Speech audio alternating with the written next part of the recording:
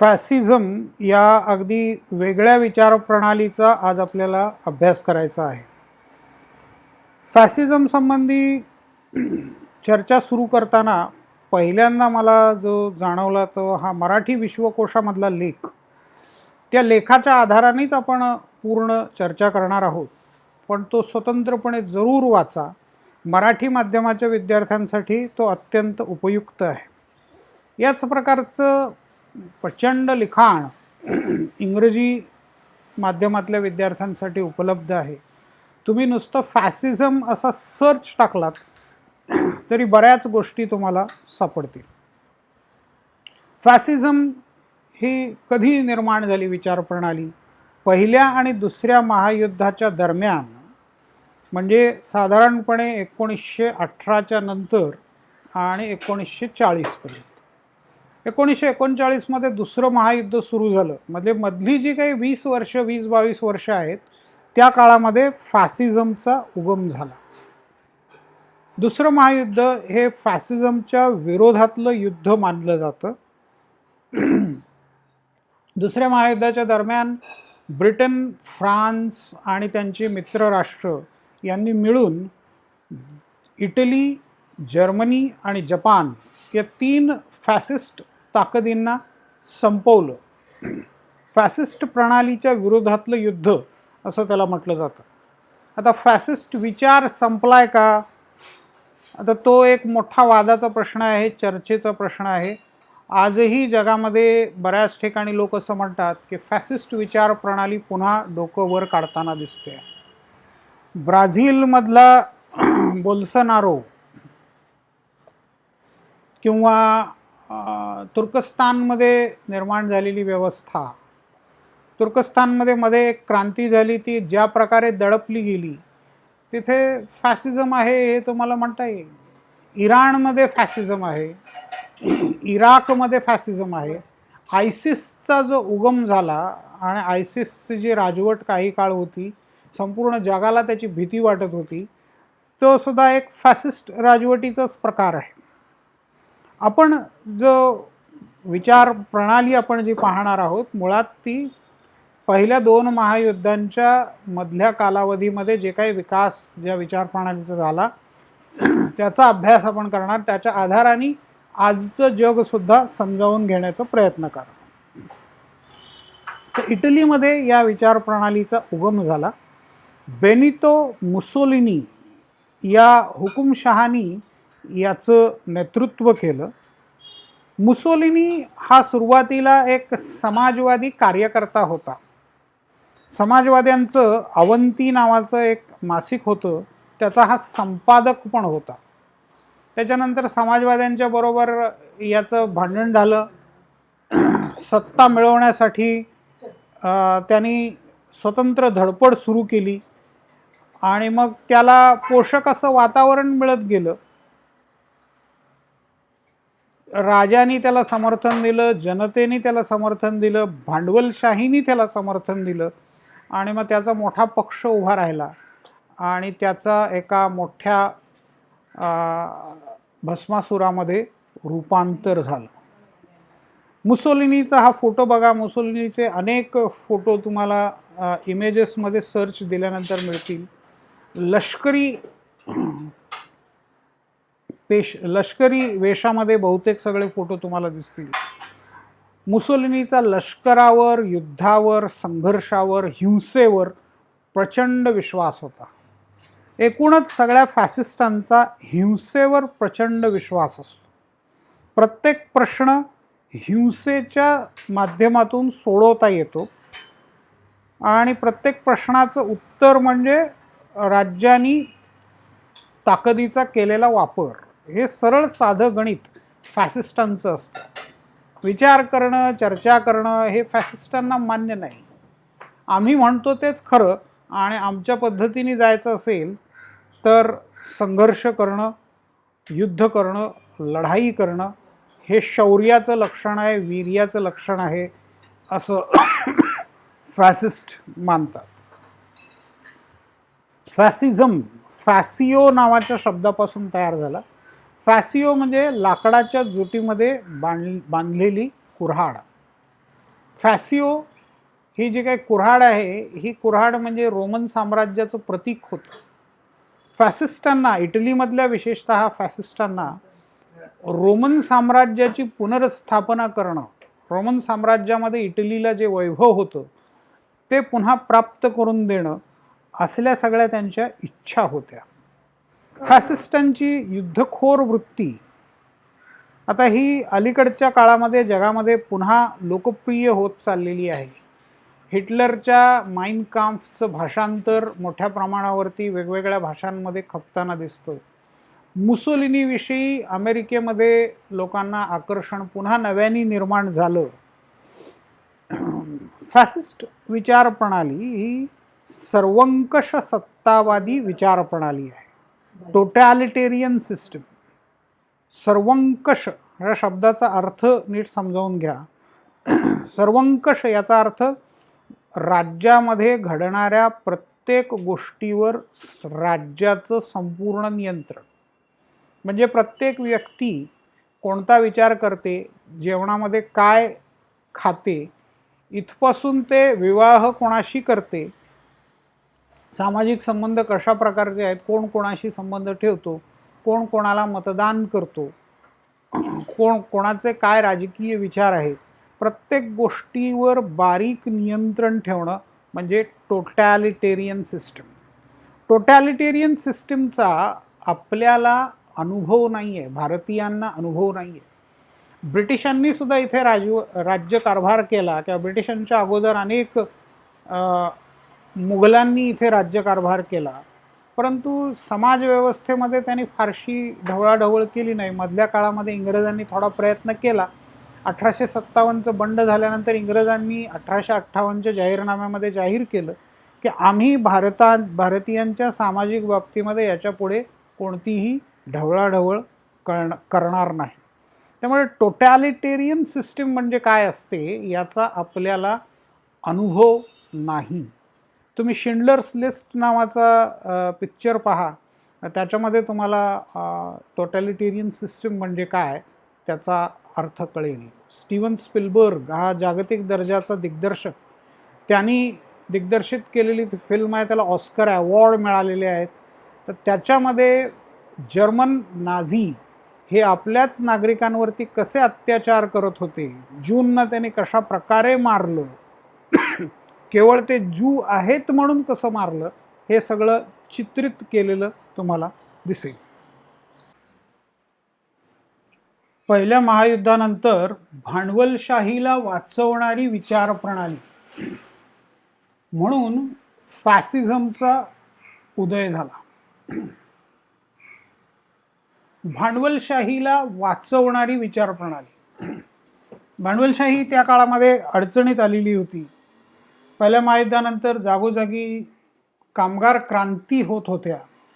सगळ्यात मोठी कामगार क्रांती झाली होती ती रशियामध्ये, आणि भांडवलदारांना, प्रत्येक देशातल्या भांडवलदारांना त्याची भीती होती की अशी क्रांती आपल्या देशात झाली तर आपली सत्ता निघून जाईल, कामगार आपल्या डोक्यावर बसतील, ही भीती प्रत्येकाला होती. या भीतीपोटी फॅसिस्टांना भांडवलदारांनी पाठिंबा द्यायला सुरुवात केली. फॅसिस्टांचे विचार हे राष्ट्रवादी विचार म्हणून मांडले जात होते. राष्ट्र पहिल्यांदा, कामगार क्रांती हे सगळ्या दुय्यम गोष्टी आहेत. पहिल्यांदा राष्ट्र, त्याच्यानंतर सामान्य माणूस, ही त्यांची फिलॉसॉफी होती, हे त्यांचं तत्त्वज्ञान होतं. त्याच्यामुळे 1922मध्ये जेव्हा रोमवरती मोर्चा घेऊन बेनितो मुसोलिनी आणि त्यांची फॅसिस्ट पार्टी गेली, त्यावेळेला त्याला विरोध झालाच नाही. म्हणजे संघर्ष त्यांना करावाच लागला नाही. राजांनी त्यांना बोलावलं आणि सत्ता त्यांच्या ताब्यात देऊन टाकली. अर्थात हे झाल्यानंतर मुसोलिनीनी आपली राजवट सुरू केली. पुढच्या 2 वर्षामध्ये त्यांनी नवीन घटना लिहिली. त्याच्यामध्ये अर्थातच भाषण स्वातंत्र्य, मुद्रण स्वातंत्र्य, संघटना स्वातंत्र्य या सगळ्यांवरती बंदी आणण्यात आली. म्हणजे कोणालाही काहीही बोलता येणार नाही, त्याला परवानगी आधी घ्यावी लागेल सरकारची, फॅसिस्ट नेत्यांची परवानगी घ्यावी लागेल, त्यांचा पाठिंबा असेल तरच तुम्हाला एखादी गोष्ट बोलता येईल. म्हणजे निवडणुकांमध्ये सुद्धा गुप्त मतदानाची पद्धत त्यांनी बंद करून टाकली. निवडणुका म्हणजे एक प्रकारचा फार्स होता. म्हणजे जी काही लिस्ट जाहीर केली जाईल ती फॅसिस्ट पक्षातर्फे जाहीर केली जाईल. त्या लिस्टला हो किंवा नाही एवढंच म्हणण्याचा अधिकार म्हणजे तुमचा मतदानाचा अधिकार. तर तो सुद्धा जाहीरपणे बजावायचा. म्हणजे तुमच्या मागे नेते उभे असतील आणि तुमच्या मागे अधिकारी उभे असतील आणि ते बघतील की तुम्ही कुठे शिक्का मारताय, काय करताय. मग अर्थातच इथे दबावाला घाबरून जसा नेता सांगेल किंवा जसा अधिकारी सांगतील तसं मतदान करण्याकडे सगळ्यांचा कल होता. त्याच्यामुळे पुन्हा 1924मध्ये फॅसिस्टांची सत्ता एक प्रकारे कन्फर्म झाली. मुसोलिनीचा आणि फॉर दॅट मॅटर कोणत्याही फॅसिस्ट नेत्याचा लोकशाहीवर अजिबात विश्वास नसतो. लोकशाही म्हणजे काय, तर चर्चा करणं. कुठलाही प्रश्न पहिल्यांदा सगळ्यांच्या समोर मांडायचा, मग त्याची साधक बाधक चर्चा होईल, मग त्याच्यावरती विरोधी मत असेल तर ते लोक व्यक्त करतील, मग त्यानंतर काही तडजोडी होतील, वाटाघाटी होतील आणि एक काहीतरी असं सगळ्यांना मान्य, म्हणजे सगळ्यांना निदान किमान त्याच्यामधले काही तत्व समान असतील असं काहीतरी एक तोडगा शोधून काढला जाईल आणि संथपणे ही लोकशाहीची निर्णय प्रक्रिया चालू राहते. प्रत्यक्ष लोकशाहीमध्ये तर मग पुढे जाऊन मतदान घेणं. स्वित्झर्लंडमध्ये तुम्हाला माहिती असेल की अजूनही ती पद्धती चालू आहे की कुठलाही कायदा करायचं म्हटलं की पहिल्यांदा तिथलं सरकार हे तो कायदा, त्या कायद्याचा मसुदा लोकांच्या पुढे ठेवतं आणि मग लोकांच्या संमतीनंतर तिथल्या संसदेमध्ये त्याच्यावर चर्चा होते, मतदान होतं. म्हणजे आधी लोक त्याच्या संबंधाने मतदान करतात. लोकांनी जर विरोध केला तर तो कायदा पुढे जातच नाही. पण मुसोलिनी किंवा कुठल्याही फॅसिस्ट नेत्याचा या सगळ्या प्रक्रियेवरती विश्वासच नसतो. त्यांचं म्हणणं लोकशाहीमुळे अनेक पंथ माजतात. आता थोडंसं आश्चर्य वाटेल तुम्हाला, परंतु जॉर्ज वॉशिंग्टन यांचं सुद्धा हेच मत होतं. त्यामुळे त्यांनी अमेरिकन राज्यघटनेमध्ये राजकीय पक्षांना परवानगी दिलेली नव्हती. आजही अमेरिकेच्या राज्यघटनेमध्ये कुठेही राजकीय पक्षाचा उल्लेख नाही. त्याच्या म्हणण्याप्रमाणे राजकीय पक्ष हे दुफळी माजवतात. राष्ट्र दुय्यम बनतं, पक्ष महत्त्वाचा बनतो आणि मग लोक पक्षासाठी कार्य करतात, राष्ट्रासाठी नाही करत. तर लोकशाहीमुळे अनेक पंथ माजतात, म्हणून लोकशाही नको.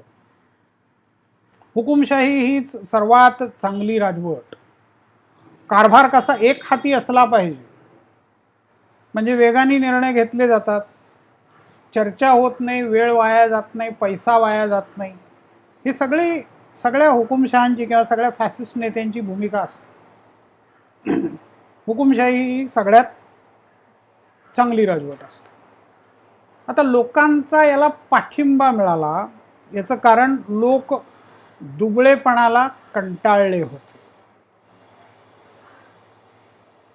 एक साधं उदाहरण घेऊया की एखादी चाळ आहे, त्या चाळीमध्ये खूप मोठी चाळ आहे, 300-400 लोक तिथे राहत आहेत आणि कोणीतरी बिल्डर तिथे घुसला आणि त्यांनी ती चाळ पाडून तिथे मोठा अपार्टमेंट म्हणा किंवा कमर्शियल कॉम्प्लेक्स उभं करण्याचा काहीतरी प्लॅन सांगितलं. लोक कोर्टामध्ये जातात. कोर्टामध्ये फारसा त्यांना दाद मिळत नाही. बिल्डरचा अत्याचार चालूच राहतो. बिल्डर घुसखोरी करण्याचा प्रयत्न करतो, एक एक चाळ पाडण्याचा प्रयत्न करतो. कोर्टामध्ये न्याय वेगाने मिळत नाही, संथपणे न्याय मिळतो. कोर्टामध्ये तारखावर तारखा पडत राहतात. मग अशा वेळेला कुणीतरी कुठल्या तरी एका स्थानिक दादाकडे जातो मग हा दादा लोकांच्या वतीने त्या प्रश्नामध्ये घुसतो, बिल्डरला समोर घेतो आणि बिल्डरकडून बरीच आश्वासनं फटाफट मान्य करून घेतो. थोडासा हिंसाचार होतो, एक दोघं जण मारले जातात, दोन्ही बाजूचे, काही बिल्डरकडचे मारले जातात, काही चाळीतले मारले जातात. परंतु बिल्डरवरती एक प्रकारची दहशत बसते आणि मग बिल्डर म्हणेल ते मान्य करायला लागतो. लोकांना हा जो काही दादा असतो तो आवडायला लागतो. तो कसा आहे, बलवान आहे, तो आपल्या बाजूने उभा राहणारा आहे, तो फटाफट निर्णय घेणारा आहे, अशी त्यांची भूमिका होते. आणि मग ते तयार होतात तो म्हणेल ते करायला. आणि मग हा दादा बिल्डरकडून 10 गोष्टी मान्य करून घेतो की प्रत्येकाला एक रूम जास्त मिळेल, जोपर्यंत बिल्डिंग बांधली जात नाही तोपर्यंत त्याला दुसरी जागा कुठेतरी मिळेल आणि त्याचं भाडं बिल्डर देईल. मग ते सगळे पैसे त्यांच्या अकाउंट्समध्ये जमा होतात. मग अशा नेत्यावरती लोकांचा विश्वास बसतो. कोर्टाच्या सिस्टीमपेक्षा किंवा कायदेशीर पद्धतीपेक्षा कोणत्याही क्षणी, म्हणजे कोणत्याही परिस्थितीमध्ये अशा माणसावर विश्वास बसणार आहे, कारण तो तुम्हाला पैसा मिळवून देणार आहे, तो तुम्हाला भविष्याची शाश्वती देणार आहे. आणि मग बऱ्याच वेळेला असं होतं सुद्धा की सगळा प्रोजेक्ट यशस्वीपणे पार पाडतो आणि प्रत्येकाला मग आपली रूम मिळते. आणि मग त्याप्रमाणे मग त्या दादावरचा लोकांचा विश्वास वाढतो. जेव्हा तो गल्लीमध्ये असतो त्यावेळेला तो दादा, आणि ज्या वेळेला तो राष्ट्रीय पातळीवरचा नेता असतो तो फॅसिस्ट नेता. तर लोकांना एक प्रकारचं आश्वासन मिळायला लागलं, त्यामुळे लोकांचा फॅसिस्ट राजवटीला पाठिंबा. मुसोलिनींनी बरीच आश्वासनं दिली की मी बेरोजगारी हटवेन, मी कामगारांच्या चळवळी थांबवेन, सगळीकडे शांतता प्रस्थापित करेन, उत्पादन वाढेल, किमती कमी होतील. बरीच आश्वासनं त्याने दिली आणि लोकांना ती आश्वासनं त्या परिस्थितीमध्ये पटली, कारण दुसरं कुणीच तेवढ्या खात्रीने काही सांगत नव्हतं. त्यामुळे लोकांचा मुसोलिनीवरती विश्वास बसायला लागला. आता या पॉईंटवरती एक पुस्तक आहे, त्याचा मुद्दाम मला उल्लेख करायचा आहे. एरिक फ्रॉम नावाचा जर्मन विचारवंत आहे. या जर्मन विचारवंताचं हे पुस्तक आहे, एरिक फ्रॉम. याचे इमेजेस तुम्ही बघू शकता. एरिक फ्रॉमसाठी आपण आणखीनही काही इमेजेस बघूया.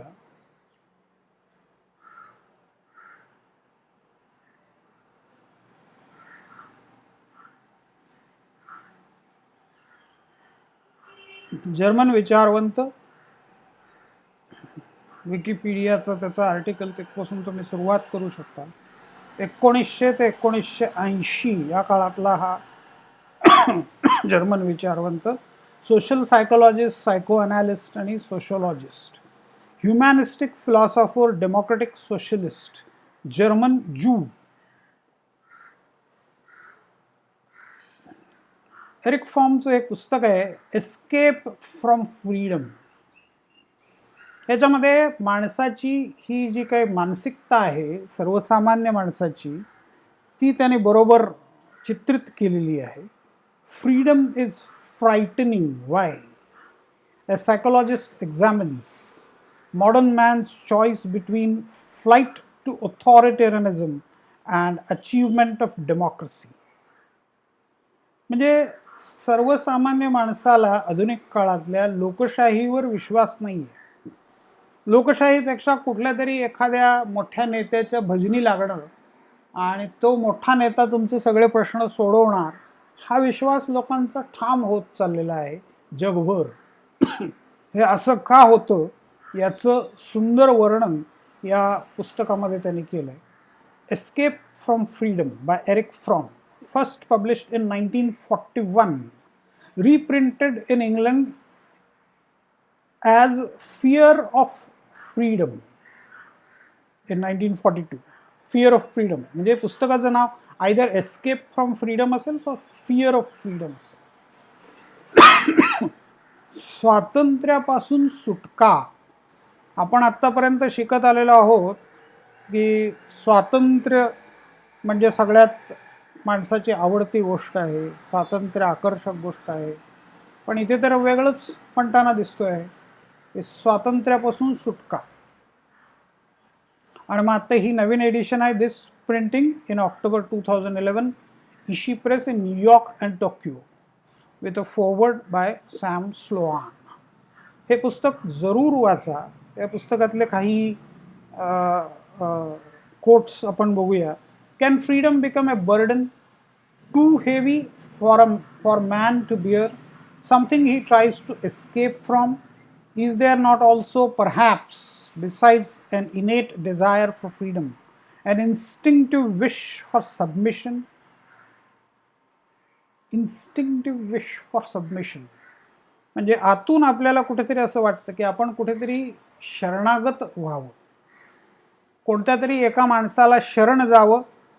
अवतार यदा यदा ही धर्मस्य, आठवतं का बघा तुम्हाला, की असं कोणीतरी अवतार धारण करून येईल आणि मग तो तुमची मुक्ती घडवेल, असा कोणीतरी अवतार पुरुष येईल आणि तुमची सुटका करेल, अशी भीती माणसाला का वाटायला लागते?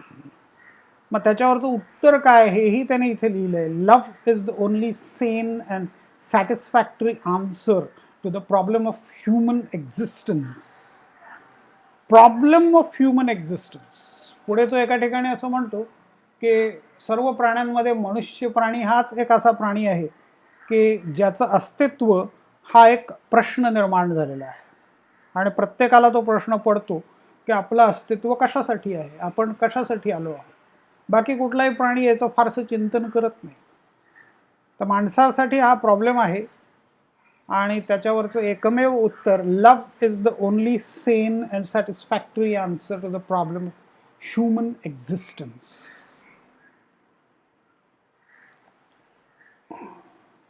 एरिक फ्रॉम संबंधाने आणि त्याच्या एस्केप फ्रॉम फ्रीडम, त्याचं थोडक्यात या पुस्तकामध्ये म्हणणं असं आहे की आधुनिक काळामध्ये माणसं शहरांमध्ये, तुम्ही पहा, खेड्यापेक्षा शहरांमध्ये लांब लांब एकमेकांपासून जाताना दिसतात. एका एक्सपेरिमेंटचा उल्लेख मला परत इथे करावासा वाटतो. अमेरिकेतल्या एका इटालियन खेड्यावरती केलेला तो प्रयोग होता. त्या खेड्यामध्ये कित्येक वर्ष हार्ट अटॅकचं प्रमाण खूप कमी, ब्लड प्रेशर, डायबिटीस यासारख्या रोगांचं प्रमाण खूप कमी, लोक एकूणच आनंदी आहेत, हसरे आहेत. असं का आहे? मग तिथे हवा वेगळी आहे का, पाणी वेगळं आहे का, लोक वेगळं काही खातात का? हवा नॉर्मल आहे, पाणी तेच बाकीच्या इतर आजूबाजूच्या खेड्यातले लोक वापरतात तेच पाणी यांना पण मिळतं.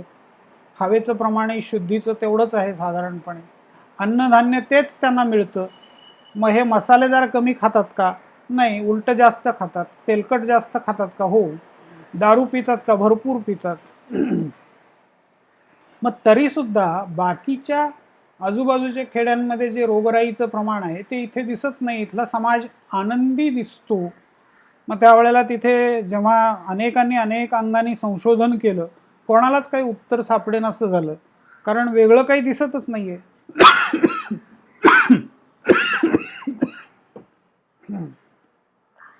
एका टीमनी ज्या वेळेला आणखीन खोलात जाऊन संशोधन केलं त्यावेळेला त्यांना त्याचं उत्तर मिळालं की या ठिकाणी लोकांच्या मध्ये एकमेकाला धरून राहण्याची प्रवृत्ती आहे. टीम म्हणून ते जगतात. सगळे खेड्यातले लोक एकमेकांना ओळखतात, एकमेकांशी संपर्कामध्ये आहेत आणि त्या एकमेकांचे प्रश्नांची चौकशी ते करत राहतात, एकमेकांना आधार देत राहतात आणि कोणत्याही माणसाला कोणत्याही क्षणी एकाकी असं वाटत नाही. आपल्याला काही प्रश्न निर्माण झाला तर सोडवायला 50 लोक आहेत, मदतीला 50 लोक धावून येणार आहेत, हे प्रत्येकाला माहिती आहे आणि त्याच्यामुळे कोणालाच जगण्याची भीती वाटत नाही आणि म्हणून तो समाज आनंदी आहे. त्या समाजामध्ये रोगराई कमी आहे हे त्या प्रयोगांती सिद्ध झालं.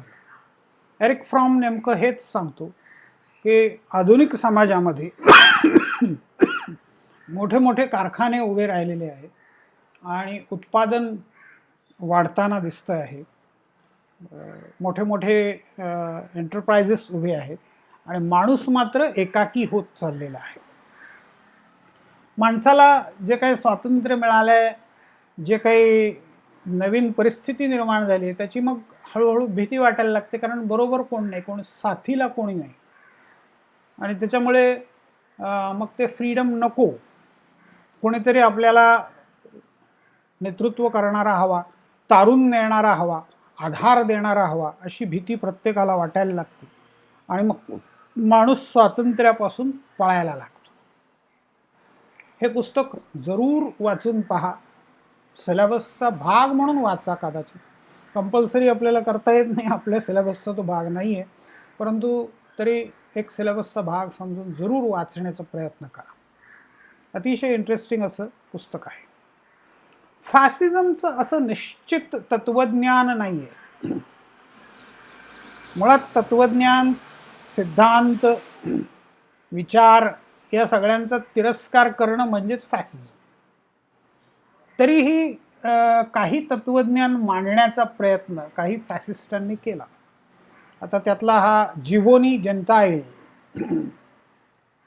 त्याचा फोटो बघा. हा स्वयंघोषित फॅसिस्ट, इटालियन फॅसिस्ट फिलॉसॉफर, स्वयंघोषित म्हणजे त्यांनी स्वतःच घोषित केलेलं होतं. तो मुसोलिनीच्या मंत्रिमंडळामध्ये शिक्षण खातं वगैरे सगळं बघायचा. तर त्यांनी काही तत्वज्ञान मांडून ठेवण्याचा प्रयत्न केला, लिहिण्याचा प्रयत्न केला. दुसरा एक तत्वज्ञ अल्फ्रेडो रॉको, त्याने पण काही फॅसिस्ट तत्वज्ञान मांडण्याचा प्रयत्न केला. मुसोलिनीचा आपण मागे बघितलं तसं लोकशाही राज्यव्यवस्था आणि लोकशाही हक्क यावर विश्वास नव्हता.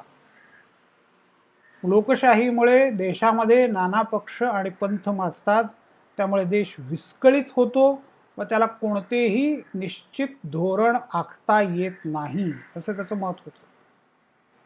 स्वातंत्र्यामुळे तेच घडतं. म्हणून देशाचा कारभार सुरळीत चालवायचा असेल, देशाची प्रगती व्हायची असेल, तर देशामध्ये एकच पुढारी असला पाहिजे व देशातील सर्व कारभार त्याच्या एकट्याच्या मर्जीनुसार चालला पाहिजे. आणि तो एकटा म्हणजे इटलीमध्ये कोण? तो स्वतः बेनितो मुसोलिनी. त्यामुळे त्याने एकतंत्री राज्यकारभार सुरू केला आणि त्याला कोणाचाही विरोध होऊ नये म्हणून हुकुमशाही स्थापन केली. देशामध्ये एकच पुढारी असला पाहिजे, तो राज्याचा सर्वाधिकारी व पक्षाचा एकमेव नेता असेल.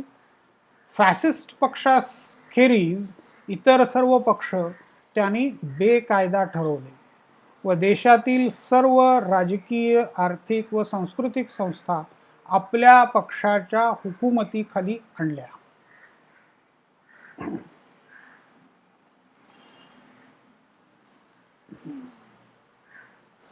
लोक मगाशी आपण पाहिलं तसं तत्कालीन दुरावस्थेला कंटाळलेले होते. शासनाच्या दुबळेपणाला आणि समाजातल्या गोंधळाला कंटाळून त्यांनी स्थिर व समर्थ सरकार म्हणून बेनितो मुसोलिनीच्या सरकारला पाठिंबा दिला. असे सरकारच आर्थिक अरिष्टातून मार्ग काढून उद्योगधंदे वाढवू शकेल, बेकारी दूर करू शकेल व राष्ट्राचे नाव उज्ज्वल करू शकेल असे त्यांना वाटत होते. पहिल्या महायुद्धात विजयी राष्ट्रांच्या बाजूने युद्धात भाग घेऊनही हवा असलेला मुलूक पदरात पडला नाही, म्हणून इटलीचा मोठा मानभंग झाला होता. म्हणजे ही पण एक त्याला पार्श्वभूमी आहे. फॅसिझमच्या वाढीला किंवा फॅसिझमच्या निर्मितीला पोषक असे कोणकोणते घटक असतात? तर समाजामध्ये गोंधळ आहे, सगळे आहेत ते नेते दुर्बल आहेत, कोणी निर्णय घेऊ शकत नाही आहे, अस्थिरता माजलेली आहे. त्याच्यानंतर आंतरराष्ट्रीय परिस्थितीसुद्धा तुम्हाला अपमानास्पद वागणूक तुमच्या राष्ट्राला मिळते आहे. तर हे सगळे पोषक घटक आहेत. आता या सर्व बाबतींमध्ये मुसोलिनीनी आणि फॅसिस्ट पक्षांनी मोठी आकर्षक आश्वासनं दिली.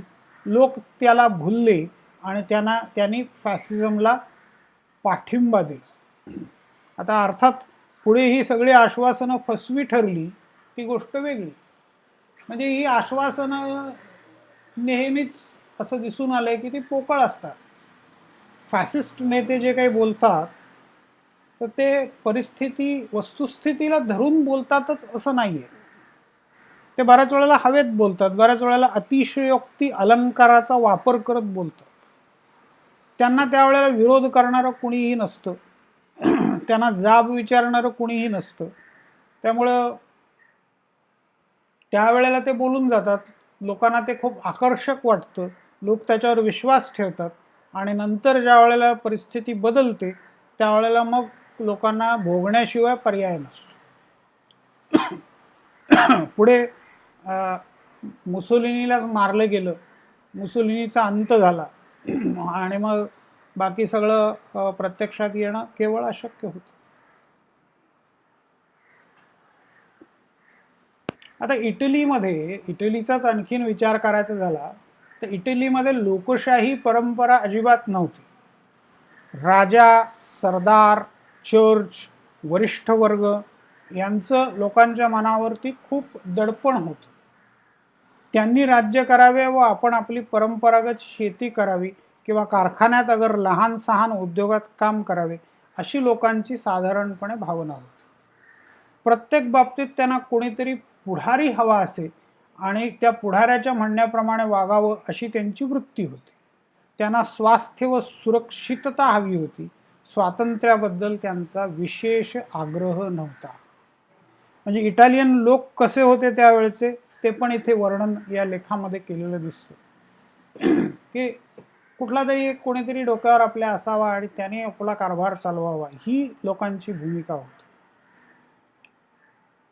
स्वातंत्र्याबद्दल त्यांचा काही फार विशेष आग्रह नव्हता. तर लोकांच्या या मनोवृत्तीचा मुसोलिनीने फायदा घेतला आणि त्यांना फॅसिझमच्या दावणीला जुंपलं.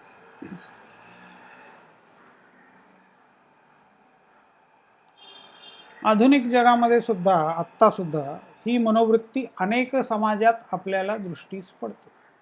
उत्पादन यंत्रणा प्रचंड वाढलेली आहे, राज्यसत्ता खूप प्रबळ झालेली आहे व समाज फार विस्कळीत झालेला आहे. त्यामुळे व्यक्तीला हतबल झाल्यासारखे वाटते. त्याला एकलेपणाची व स्वातंत्र्याची भीती वाटू लागते. तो आधार शोधू लागतो. तो आधार त्याला पुष्कळ वेळा बलदंड पुढाऱ्यात आणि पुढाऱ्याच्या नेतृत्वाखालील एकतंत्र राज्यव्यवस्थेमध्ये आढळतो. अलीकडील समाजातील या समस्येचे एरिक फ्रॉम या सामाजिक तत्त्वज्ञाने आपल्या फिअर ऑफ फ्रीडम किंवा एस्केप फ्रॉम फ्रीडम या ग्रंथात अतिशय सुंदर विवेचन केले आहे.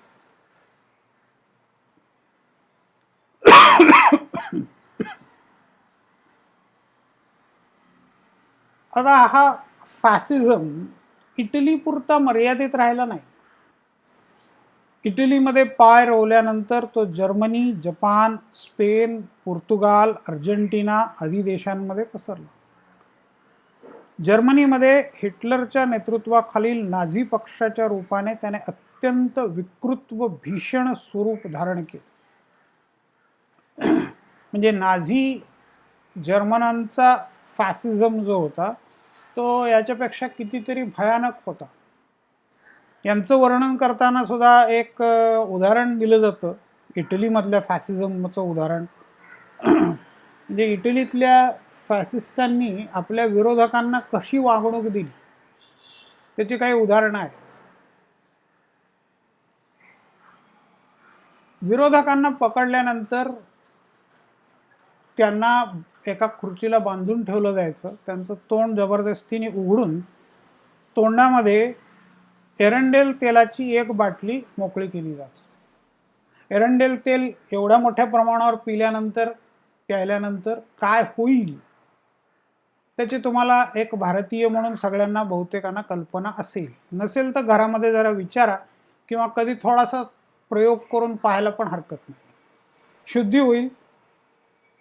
एरंडेल तेल एवढ्या मोठ्या प्रमाणात प्राशन केल्यानंतर मोठ्या प्रमाणावरती जुलाब, उलट्या होतात, माणूस हैराण होतो आणि मग त्याच्यात समजा त्याच्याने त्याचा मृत्यू होतो अशातला भाग नाही, पण त्याच्यानंतर जर त्याच्यावरती तुम्ही लाथाबुक्क्यांचा भडीमार केलात, त्याला उपाशी ठेवलं, तर त्याचा मृत्यू होणं शक्य आहे. तर अशा प्रकारे छळ करून विरोधकांना इटालियन लोकांनी मारलं असं म्हटलं जायचं. तर ते अत्यंत खालच्या दर्जाचा हिंसाचार, म्हणजे तुमच्या शरीरावर नियंत्रण मिळवून तुम्हाला तुमचा छळ कर. जर्मनांनी आणखीन त्याच्या खालच्या पातळी गाठल्या. त्यांनी गॅस चेंबर्स डिझाईन केली की ज्याच्यामध्ये मोठ्या प्रमाणावरती ज्यूंना एकत्र आणलं जायचं.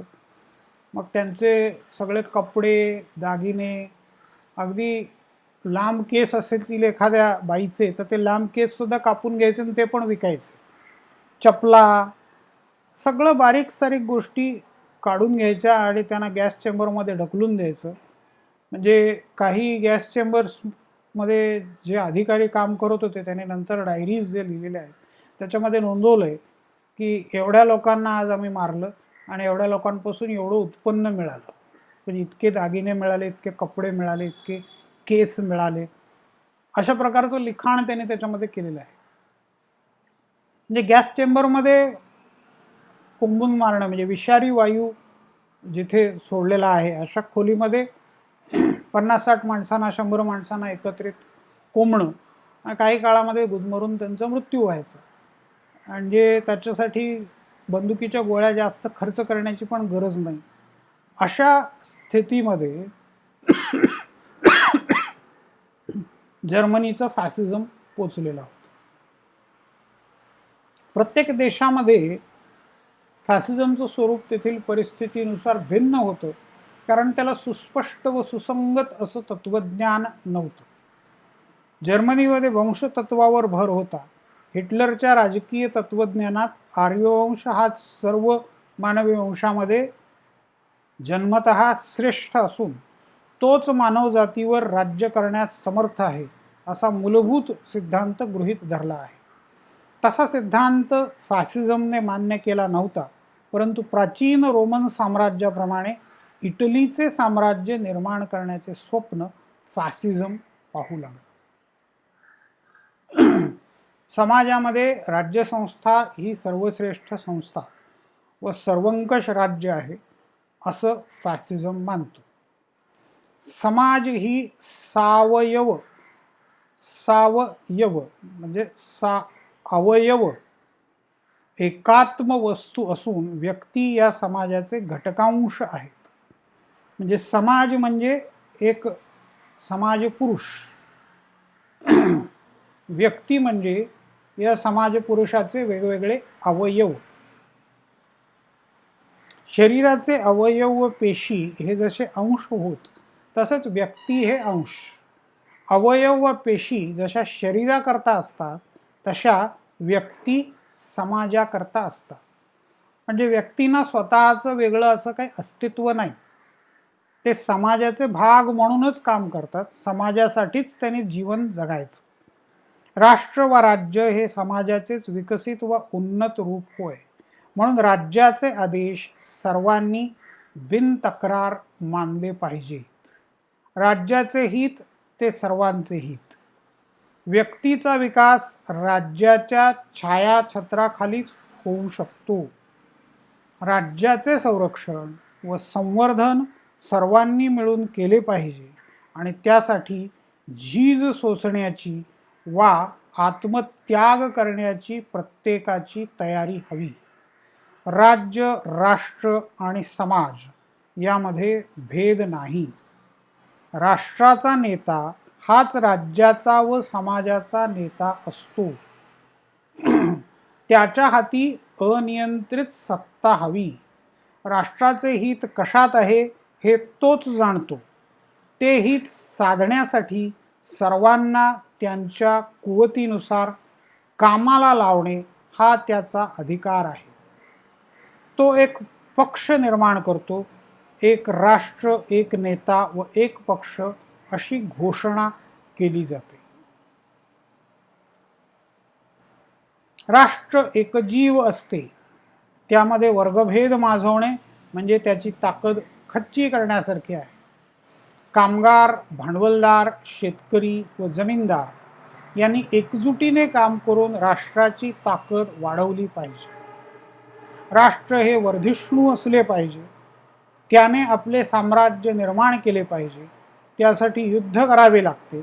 युद्धाची नेहमी तयारी हवी. युद्धामध्ये पाप नाही, त्यामुळे व्यक्तीचे शौर्य व धैर्य व त्यांच्या गुणांची कसोटी लागते.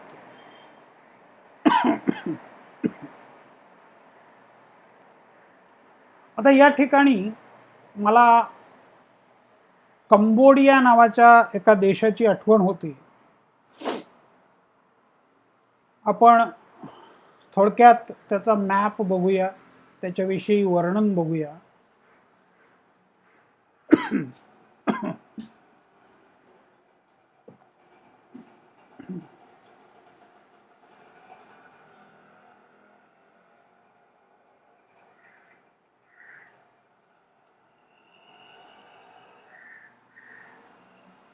भारतापासून जर तुम्ही बघितलं, बांगलादेश, त्याच्यानंतर आहे म्यानमार, त्याच्यानंतर थायलंड आणि थायलंड नंतर इथे हा तुम्हाला कंबोडिया दिसतो. या कंबोडियामध्ये एक पॉल पॉट नावाचा हुकुमशहा होता.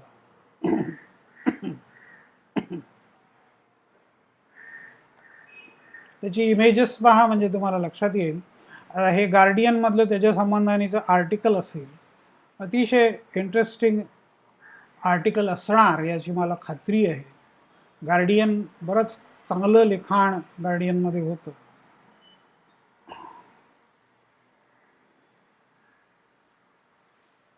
एकोणीसशे सालचा पॉल पॉटचा हा इंटरव्ह्यू आहे. जरूर वाचून बघा. त्याचा तो खमेर रूज. आता हा पॉल पॉट कोण होता आणि काय प्रकार होता? तर हा एक तिथल्या कम्युनिस्ट पक्षाचा नेता होता. आणि फॅसिस्ट किंवा फॅसिझम कसा असतो, एकाच नेत्याला महत्त्वाचं मानणं किंवा एकतंत्री कारभार तो कसा घातक असू शकतो, त्याच्या संबंधी तुम्हाला याचं उदाहरण बघता येईल. पॉल पॉटला असं वाटलं की आपल्या देशातल्या प्रत्येकाने खेड्यातच राहिलं पाहिजे आणि शेतीच केली पाहिजे, तरच सगळ्यांसाठी ते भल्याचं आहे. त्यांनी प्रत्येकाला ऑर्डर केली, सगळ्यांनी शहरातून खेड्यांमध्ये चालावं. कित्येकांना फारसं उन्हात काम करायची कधी सवय नव्हती, शेतात काम करण्याची सवय नव्हती. केवळ ऊन लागून कित्येकांचा मृत्यू झाला. खेड्यापाड्यांमध्ये कोणी कधी राहिलेलं नव्हतं, आयुष्य सगळं त्यांचं शहरांमध्ये गेलेलं होतं. तर रोगराई तिथले जे काही साथीचे रोग आहेत, किंवा तिथलं पाणी न पचल्यामुळे असेल, हवामान न पेलल्यामुळे असेल, अनेकांचे मृत्यू झाले. उपासमारीने अनेकांचे मृत्यू व्हायला लागले. ते कष्ट सहन न झाल्यामुळे अनेकांचे मृत्यू झाले. कुटुंबांची ताटातूट झाली. आणि हे सगळं केवळ कोणासाठी? तर पॉल पॉट नावाच्या एका हुकुमशहाला असं वाटलं की अशा पद्धतीने जीवन आपल्या देशातल्या लोकांनी जगलं पाहिजे, तेच आदर्श आहे. आत्ता तुम्हाला दिसेल की एक प्रकारचा हुकुमशहा तुम्हाला नॉर्थ कोरिया कुठे आहे तेही तुम्ही मॅपमध्ये पुन्हा पहा. नॉर्थ कोरिया, चायना आणि चायनाला लागून हा नॉर्थ कोरिया आणि हा साऊथ कोरिया. तर नॉर्थ कोरियाचं डिक्टेटर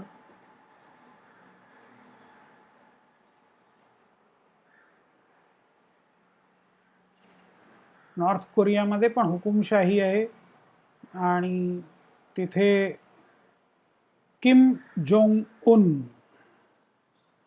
आता याचे इमेजेस जर पाहिल्या तर तुम्हाला दिसतील.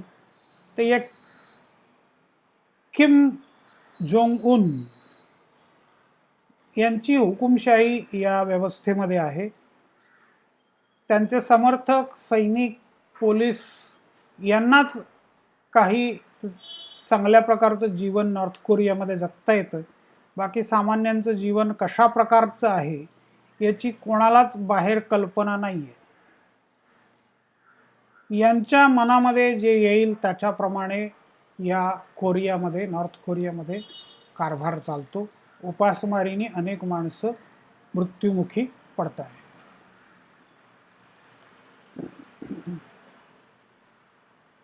तर राष्ट्र एकजीव असतं, त्यामध्ये वर्गभेद माजवणं ताकद खच्ची करण्यासारखं आहे. सगळ्यांनी मिळून काम केलं पाहिजे. राष्ट्र हे वर्धिष्णू असले पाहिजे. त्यांनी आपलं साम्राज्य निर्माण केलं पाहिजे. त्यासाठी युद्ध करावं लागतं.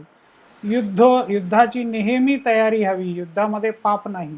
त्यामुळे व्यक्तीचे शौर्य, धैर्य व त्यांच्या गुणांची कसोटी लागते. किम जोंग उनमध्ये सारखं तुम्हाला ते हेच दिसेल सगळं, की सतत ते मिसाईल्सच्या मागे लागलेले आहेत.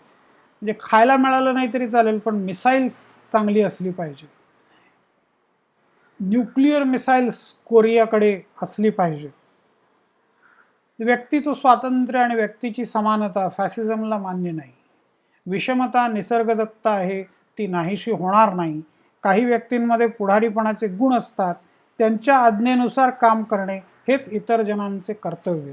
त्यातच त्यांचे स्वातंत्र्य व जीवनाची परिपूर्तीही आहे. लोकशाही लोकांच्या हिताची नाही.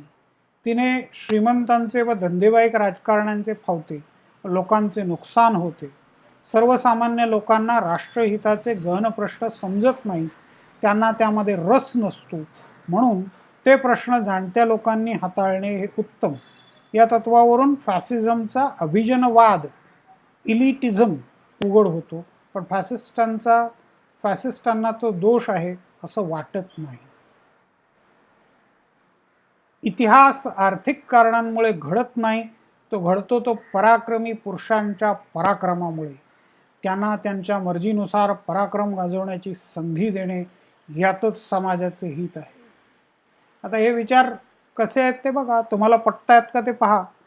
राष्ट्राच्या नेत्याला मदत करण्यासाठी व त्याचे कार्यक्रम अंमलात आणण्यासाठी संघटना हवी. ती संघटना म्हणजे फॅसिस्ट पक्ष. तो पक्ष शिस्तबद्ध व लढाऊ वृत्तीचा हवा व त्याचा नेत्यावर संपूर्ण विश्वास हवा. फॅसिझम व नाझिझमला हिंसेचे वावडे नाही. त्यामध्ये उलट हिंसेचा पुरस्कारच आढळतो. तसेच नीती अनितीचाही त्याला विधिनिषेध नाही. राष्ट्रीय उद्दिष्ट साधण्यासाठी कोणत्याही मार्गाचा अवलंब केला तरी त्याला चालते. फॅसिझम शांततावादी नसून युद्धवादी आहे. तसाच उग्र राष्ट्रवादी आहे.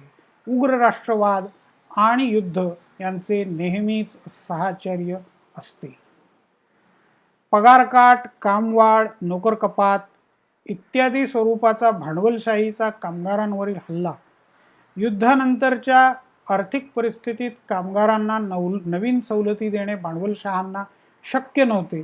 पण जुन्या सवलती चालू ठेवणेही अशक्य झाले होते, कारण भांडवलशाहीची वाढ थांबली होती. त्यामुळे अटळ असे तीव्र वर्गयुद्ध चालू झाले होते. कामगार संप, निदर्शने वगैरे तर करतच होते, पण त्यांनी राजकीय लढाई सुरू केला होता. रशियात तो लढा यशस्वीही झाला होता व तिथे कामगारांचे राज्य स्थापन झाले होते. इतर देशातील भांडवलदारांना तीच धास्ती वाटत होती.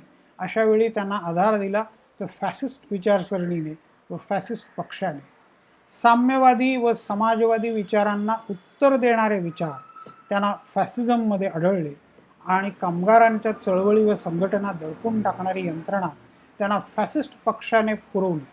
म्हणून भांडवलशाही व फॅसिझम यांच्यामध्ये निकटचे नाते निर्माण झाले. आता त्याच्यानंतर हे मुसोलिनीचं साम्राज्यवाद आहे. मुसोलिनीची वाक्य बघा तुम्ही ही सगळी. विश्वास ठेवा, आज्ञापालन करा आणि लढा. 1939 साली केलेल्या एका भाषणात मुसोलिनी म्हणाला होता. अधिक महत्त्वाचे निश्चित स्वरूपाचे आहे ते हे की आपण शस्त्रबळ वाढवले पाहिजे. माझा हुकूम आहे तो हा, अधिक बंदुका, अधिक जहाजे व अधिक विमाने मिळवा. कितीही किंमत द्यावी लागली तरी व कोणत्याही मार्गाने त्यासाठी आपल्याला आपण ज्याला सुसंस्कृत जीवन म्हणतो त्याला तिलांजली द्यावी लागली तरी बिघडत नाही. मुसोलिनीच्या या भाषणात फॅसिझमचे युद्धविषयक धोरण चांगलेच प्रतिबिंबित झाले आहे. दुसऱ्या महायुद्धातील पराभवामुळे फॅसिस्ट राजवटी नष्ट झाल्या, पण फॅसिस्ट प्रवृत्ती नष्ट झाली असं म्हणता येत नाही. माणसामध्ये अधिकार गाजवण्याची हौस असते आणि संधी सापडली की काही माणसे शिरजोर बनतात. त्यांना अनुकूल संधी म्हणजे इतर मंडळींची अगतिकता. राजकीय आपत्तीमुळे किंवा आर्थिक संकटामुळे अशी अगतिकता समाजामध्ये काही वेळा पसरते. मग माणसे आधार शोधू लागतात. एखादा बलदंड मनुष्य त्यांना आधार द्यायला पुढे येतो. हे लहान प्रमाणावर घडते, त्यावेळी त्या माणसाला दादा किंवा गुंड म्हणतात. देशव्यापी स्वरूपावर ते घडले म्हणजे तो मनुष्य फॅसिस्ट हुकुमशहा बनतो. हे संकट टाळण्याचा एकच उपाय आहे, तो म्हणजे माणसांना अगतिक न बनू देणे, त्यांच्या ठिकाणी आत्मविश्वास निर्माण करणे व संकटाच्या काळी त्यांना आधार देतील अशा त्यांच्या स्वतःच्या संघटना वाढवणे. हे लोकशाहीचे कार्य ती ज्या प्रमाणात पार पाडील त्या प्रमाणात फॅसिझमचा धोका कमी होईल.